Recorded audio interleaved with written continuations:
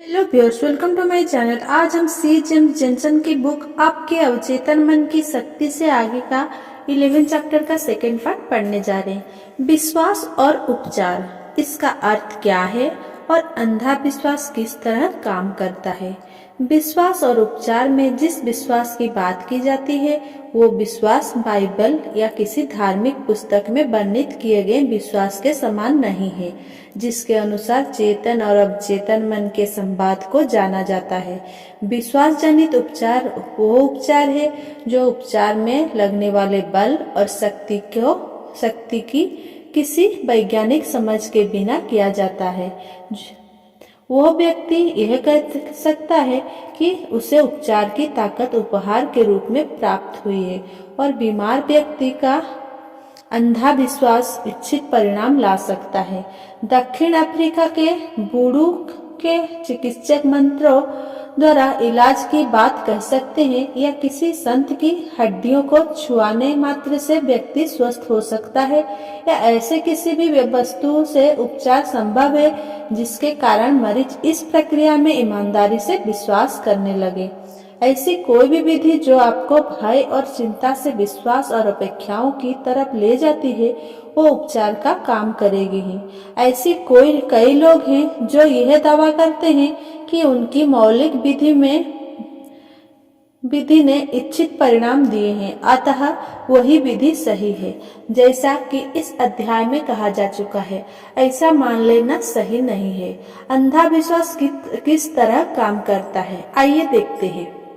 वियोना के चिकित्सक Franz एंटोना mister ने 1776 में बीमार शरीर पर चुंबक के प्रयोग से उनका उपचार करने में सफलता प्राप्त की और दावा किया कि यही उपचार की एकमात्र विधि है। फिर उसने अपने चुंबक फेंक दिए और अपने अनुभव के आधार पर जीवों में चुंबकत्व का सिद्धांत विकसित किया। इसके लिए उसने बताया कि यूं तो चुंबकत्व एक द्रव है और द्रव के रूप में सारे ब्रह्मांड में व्याप्त है, मगर मनुष्य के शरीर में इसका अंश अधिक सक्रिय होता है। उसने दावा किया कि जब वह अपने मरीजों का इलाज करता है तो वह यह द्रव उसके शरीर से मरीजों के शरीर में प्रवेश करता है, जिससे उपचार होता है। लोगों का हुजूम उसकी और दौड़ा और कोई महत्वपूर्ण उपचार प्रभावित हुए। मेस्मर उसके बाद पेरिस गया, जहां सरकार ने उसके चुंबकीय द्रव सिद्धांत का परीक्षण करने के लिए एक समिति गठित की, जिसमें कई चिकित्सक और विज्ञान एकेडमी के सदस्य शामिल थे। इसमें बेंजामिन फ्रैंकलिन भी एक सदस्य के रूप में शामिल थे, जिन्हें इस सिद्धांत से होने वाले उपचार की जांच करनी थी। समिति की रिपोर्ट में मेस्मर द्वारा दिए गए तथ्य को तो सही माना, मगर यह भी कहा कि ऐसे कोई प्रमाण नहीं मिलते हैं जिनसे यह कहा जा सके कि उपचार चुंबकीय द्रव्य द्वारा ही हुए हैं। इसमें यह भी कहा गया कि मरीज के स्वास्थ्य में सुधार उनकी अपनी कल्पना के कारण हुआ है। इसके तुरंत बाद मेस्मर को एकांतवास के लिए भेज दिया गया। 1815 में उसकी मृत्यु हो गई। इसके बाद मैनचेस्टर को डॉक्टर ब्रेड ने इस सिद्धांत का अध्ययन करके यह साबित किया कि उपचार प्रक्रिया से चुंबकीय द्रव का कोई लेना देना नहीं है। डॉक्टर ब्रेड ने बताया कि किसी जलती हुई मोमबत्ती पर ध्यान लगाने को कहकर किसी मरीज को आसानी से सम्मोहित किया जा सकता है और सम्मोहन की इस अवस्था में मेस्मर द्वारा बताए गए सारे दृश्य या तरीके निरूपित किए जा सकते हैं। डॉक्टर ब्रेड ने सम्मोहन को आकर्षण का अवशोषण की शारीरिक का नाम दिया। इस उदाहरण में आप आसानी से देख सकते हैं कि उपचार की सारी प्रक्रिया मरीज के अवचेतन को दिए गए स्वास्थ्य संबंधी सुझावों और उनके लिए मरीजों द्वारा की गई कल्पनाओं के कारण ही संभव हो सकी थी। इसे ही अंधा विश्वास कहा जाता है, क्योंकि उस समय यह पता ही नहीं था कि इस विधि से उपचार होने में कितने समय लगेगा। अवचेतन मन की गतिज क्रियाएं। मेरे एक मनोवैज्ञानिक मित्र ने मुझे बताया कि एक बार एक्सरे में उसके फेफड़ों में संक्रमण का पता चला और वह संक्रमण तपेदिक का था। रात को सोने से पहले उसने अपने अवचेतन मन को सुझाव दिया, मेरे शरीर की हर कोशिका उत्तक तंत्रिका का पुनर्निर्माण हो रहा है और वे अब बिल्कुल स्वस्थ अवस्था में है। मेरा सारा शरीर स्वस्थ और संतुलन को प्राप्त कर रहा है। ये उसके शब्द नहीं है, मगर उसकी अभिपुष्टि का सार यही था। 1 महीने तक ये सुझाव देने के बाद अनुकूल परिणाम सामने आए और महीने भर के समय में वो 100 उपचार की प्रक्रिया शुरू हो गई और एक्सरे में यह प्रमाण के रूप में सामने आया। मैं यह विधि जानना चाहता था, इसीलिए मैंने उससे पूछा कि उसने सोने से पहले ही वे सब क्यों दोहराए। उसका उत्तर था, अवचेतन मन की गतिज क्रियाएं आपके सोते समय पूर्ण सक्रियता से चलती रहती है, इसीलिए निद्रा मग्न होने से पहले अपने अवचेतन मन को कुछ काम देना चाहिए। ये बहुत बढ़िया जवाब था। संपूर्ण स्वास्थ्य और समरसता की बात करते हुए उसने अपनी बीमारी का नाम तक नहीं लिया था। मैं यह जोर देकर कहता हूँ कि आप अपनी बीमारी या तकलीफ का नाम भी ना लें, ना ही उसके बारे में बात करें। बीमारी को जब आपका ध्यान मिलता है और आप उससे भयभीत होने लगते हैं तो इससे बीमारी को जीवन मिलता है। ऊपर दिए गए उदाहरण के मनोचिकित्सक के अनुसार स्वयं अपने मानसिक शल्य चिकित्सक बने। इससे आपकी तकलीफ ठीक वैसा ही आपसे दूर हो जाएगी जैसे कोई सूखी शाखा पेड़ से अलग हो जाती है। यदि आप लगातार अपनी बीमारियों और उनके लक्षणों के बारे में बात करते रहते हैं तो आप अवचेतन की गतिज ऊर्जा की सक्रिय बनाते हैं, जिसके कारण अवचेतन मन से उपचार शक्ति का स्राव शुरू होता है।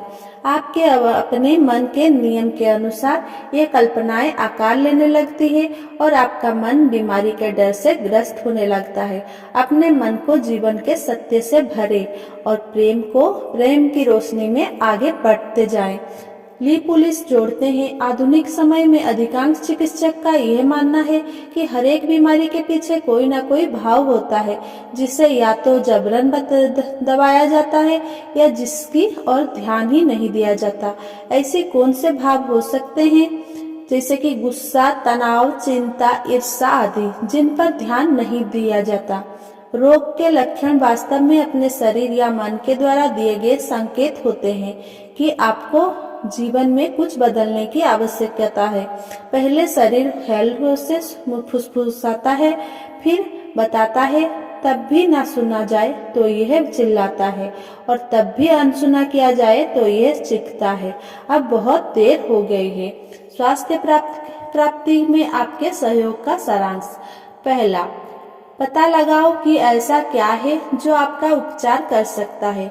आपके अवचेतन मन को नहीं सही निर्देश देने पर वह आपके मन और शरीर का उपचार कर सकता है। इस बात को ध्यान में रखें। दूसरा, अपने अवचेतन मन तक अपनी प्रार्थना या इच्छाएं पहुंचाने के लिए सही योजना बनाएं।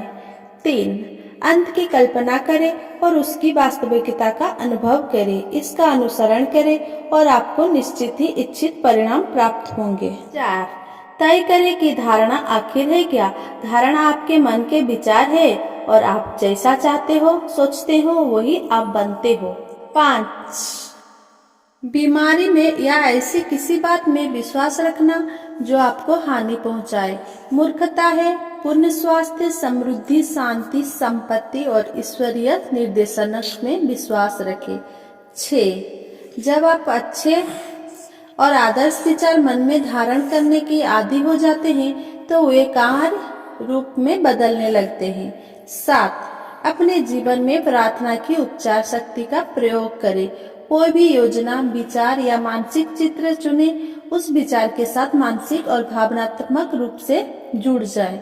जब आप अपने मानसिक व्यवहार पर विश्वास करने लगेंगे, आपकी प्रार्थना सुनी जाने लगेगी। 8, हमेशा याद रखें, यदि आप सचमुच उपचार शक्ति को प्राप्त करना चाहते हैं तो आप इसे विश्वास के द्वारा ही प्राप्त कर सकते हैं। इसका अर्थ है अपने चेतन और अवचेतन मन की कार्य प्रणाली को जानना। समझ के साथ ही विश्वास जन्म लेता है। 9, अंधे विश्वास का अर्थ बिना किसी वैज्ञानिक समझ के व्यक्ति को स्व उपचार द्वारा इच्छित परिणाम प्राप्त हो जाना है। 10. आपके करीबी लोग जो बीमार है उनके लिए भी प्रार्थना करें। अपने मन को शांत करें। आपके स्वास्थ्य, जीवन, शक्ति और पूर्णता के विचार आपके मन के द्वारा पुनर्नियोजित किए जाएंगे और आपके करीबियों के मन तक पहुंचेंगे।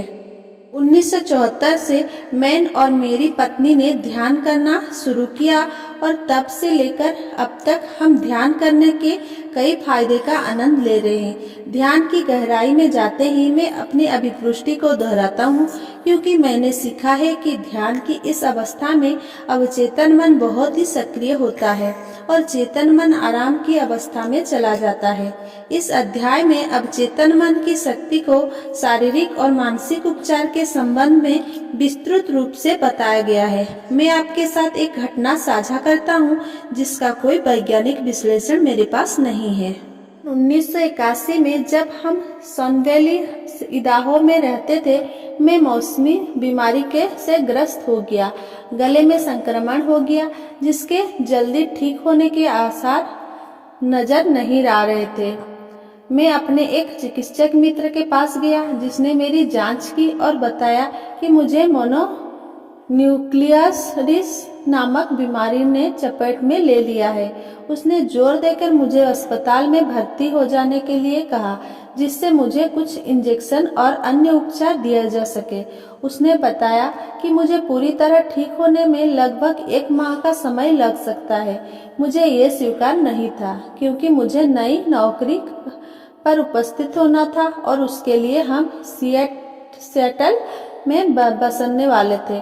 मेरे चिकित्सक मित्र ने मुस्कुराकर कहा, जिम, मैं तुम्हारे सकारात्मक नजरिए की तारीफ करता हूँ, मगर तुम्हारी लाल रक्त कणिकाएं और सफेद रक्त कणिकाएं, वो मुझे बताता रहा कि मुझे ठीक होने में इतना समय क्यों लगने वाला है। मैंने उस रात अपने शरीर को स्वयं उपचारित करने का निर्णय लिया।